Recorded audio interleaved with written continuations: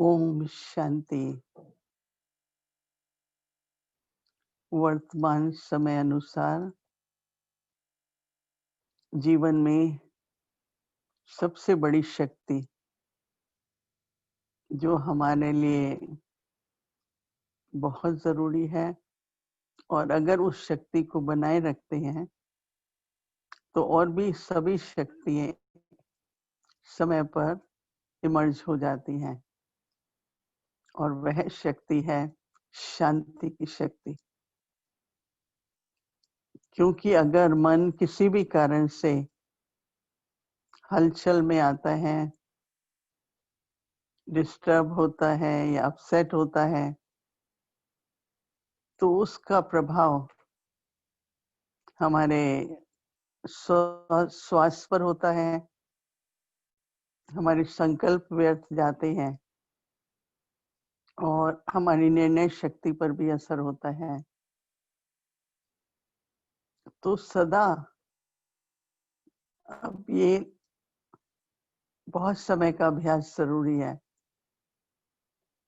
कि ड्रामा अनुसार जो भी सीन आती है, कोई भी परिस्थिति आती है,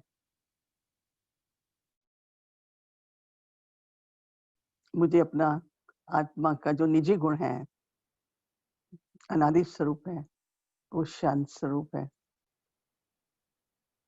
हम आपस में मिलते हैं, मन में भी कहते हैं ओम शांति,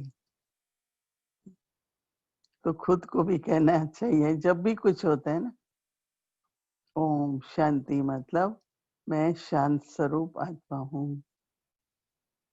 तो ये तो इतना इतना पक्का करना है, क्योंकि नहीं तो जब कोई भी बात में हलचल आती है, फिर सब असंतुष्टि भी होगी, हर बात डिफिकल्ट भी लगेगी, सह भी नहीं सकेंगे, वो भी बहुत भारी कठिन लगेगा।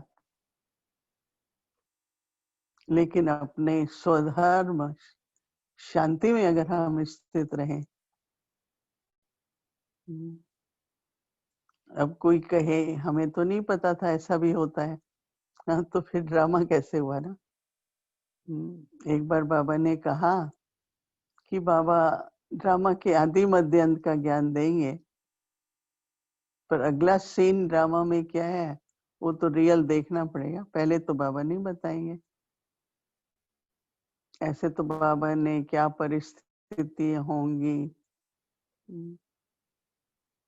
तन है, संबंध है, बाहर की परिस्थिति है, उसके बारे में ज्ञान तो दिया ही है विस्तार से कि बच्चे अंतिम समय है, तमो प्रधान दुनिया होती जा रही है।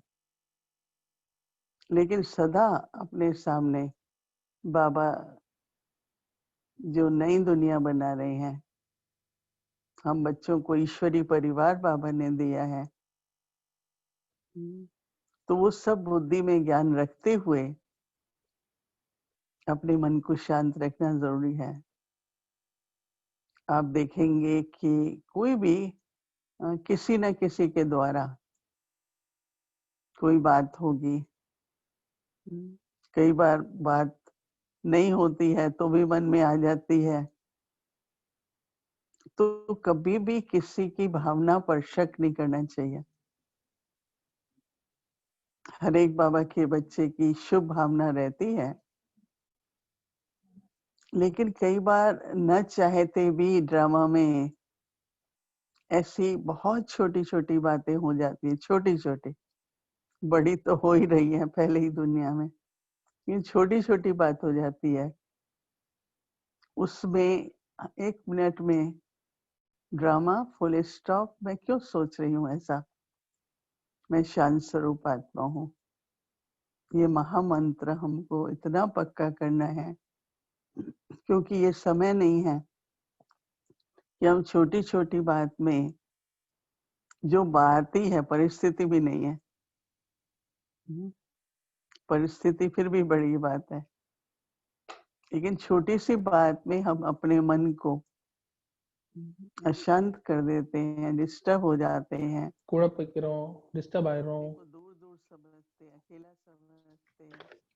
असंतुष्ट हो जाते हैं और जैसे அப்புறம் நாம தூரமா நினைக்கிறோம், ரொம்ப அசந்தோஷமா இருக்கிறோம். तो कुछ भी कैसा भी हो, எப்படியாப்பட்ட சூழ்நிலை இருந்தாலும் சரி, मैं शांत स्वरूप நம்மளுக்கு நாமளே ஞாபகப்படுத்திக்கணும், நான் ஓர் அமைதியான ஆத்மா.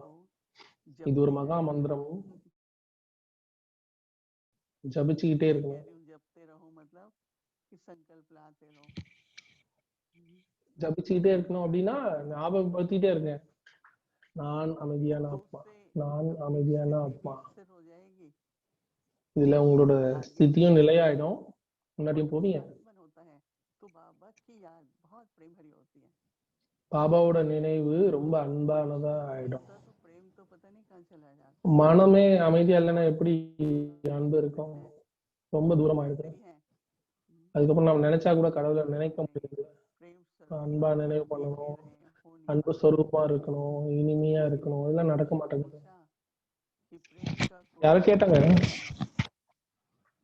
அமைதியை முதல்ல சொல்லணுமா சாந்தியை சொல்லணுமா? நேத்துல இருந்து நான் யோசிச்சுட்டு இருந்தேன், அப்புறம் நான் அனுபவம் பண்ணேன், மனசு சாந்தியா இல்லைன்னா அமைதியை தொலைஞ்சு போயிடுது. மனசு சாந்தியா இருக்குன்னா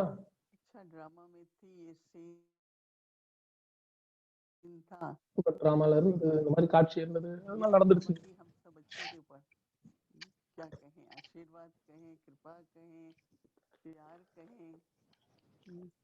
இந்த விஷயம் வந்து பாபா ஆசீர்வாதம் நமக்கு கிடைச்சிருக்கு, டிராமான்ற ஞானம்.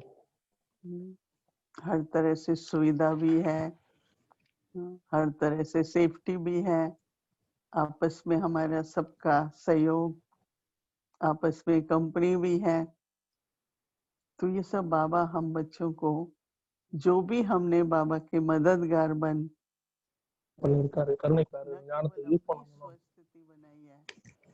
நம்மளோட சுயஸ்திதியை உருவாக்குறது மட்டும் இல்ல, சேவா பண்றோம் இல்லையா, பாபாவோட காரியத்துல உதவி कहो, उसका बल कहो, सेवा பாபா அதோட பலம் அப்படின்னு சொன்னாலும் சரி, அதோட பலன் அப்படின்னு சொன்னாலும் சரி. प्राप्ति है तो अलग तरह की होंगी. சத்தியத்தோட பிராப்தி வந்து வேற மாதிரி இருக்கும். ஆனா சங்கம் யுகத்துல அந்த புருஷார்த்தத்தோட பிராப்தி வந்து இப்ப நான் இந்த மாதிரியும் கிடையாது, இப்ப நம்ம புருஷார்த்தம் பண்றோம் அப்புறம் பிராப்தி கிடைக்கும் அப்படி கிடையாது. அந்த கணக்கு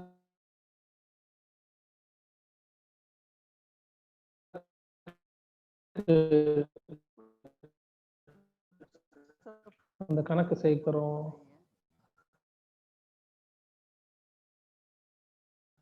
ஒவ்வொரு அடியும் நாம பிராப்தியை அடையும்.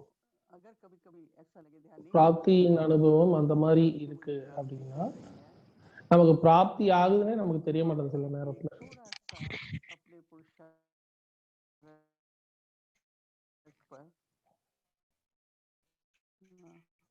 நாம கொஞ்சம் நம்மளோட சத்தியமா நினைக்கிறோம் அப்படின்னா, ரொம்ப கவனமா படிக்கிறோம் அப்படின்னா, என்னோட குணங்களின் மீது தாரணங்களின் மீதும் நம்ம கவனம் வச்சிருக்கோம் அப்படின்னா, பிராப்தி வந்து அந்த புருஷார்த்தத்தின் கூடவே வந்துட்டு இருக்கு. ஆல்ரெடி ஃபிக்ஸ்ட் இல்லையா, பிராப்தின்றது ஆல்ரெடி ஃபிக்ஸ்ட், புருஷார்த்தம் பண்றோன்றது ஆல்ரெடி ஃபிக்ஸ்ட். என்ன கிடைக்குது, ஃபிக்ஸ் ஆனது தானே கிடைக்குது. ஆல்ரெடி பண்ணது அதோட பலன் தான் நமக்கு கிடைக்குது. அப்ப யாரும் புருஷார்த்தம் பண்ணலையும் அவங்க செஞ்சுதான் கிடைக்கும் அப்படின்றாங்களா? நீங்க செஞ்சாதானே கிடைக்கும். இப்ப சில பேர் செய்யறாங்க, புருஷார்த்தம் செய்யறாங்க, அவங்க லிமிட்டுக்கு ஏற்ற மாதிரி புருஷார்த்தம் செய்யறாங்க. அப்போ கொஞ்சம் உள்ள போய் பார்த்தா धन्यवाद निकलता है कि பாபா கிட்ட அவ்வளவு அன்பு இருக்கு, பாபா மேல அவ்வளவு அன்பு இருக்கு, பாபா என்னை எப்படி வச்சிருக்காரு ஒவ்வொரு சூழ்நிலையிலும். இப்போ உலகத்துல இருக்கவங்க ஒவ்வொரு சூழ்நிலையிலயும் நமக்கு விஷயத்த புரிய வைக்கிறாங்க, குழப்பத்தை கொடுக்குறாங்க, கவலை இருக்கு அவங்களுக்கு.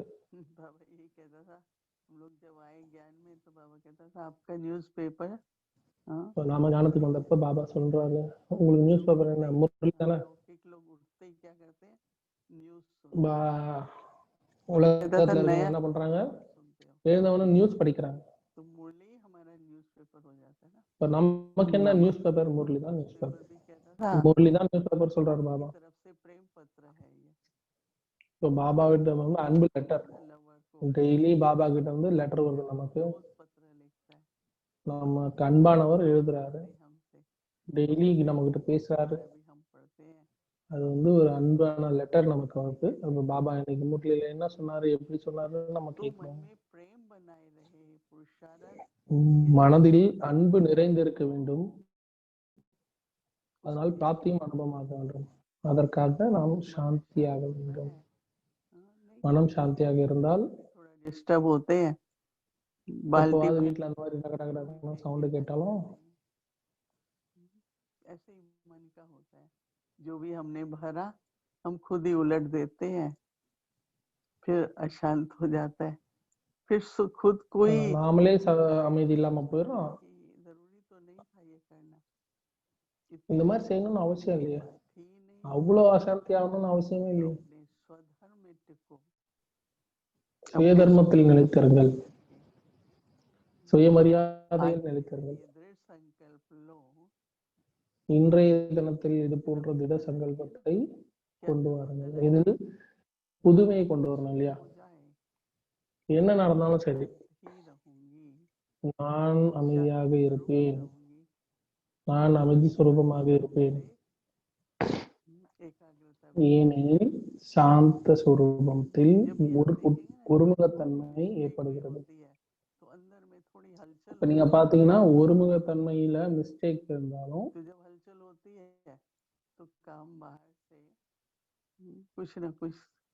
எப்போ மனசு அலைப்பாஞ்சுன்னா வெளியே இருந்து தவறு நடந்திருக்கு.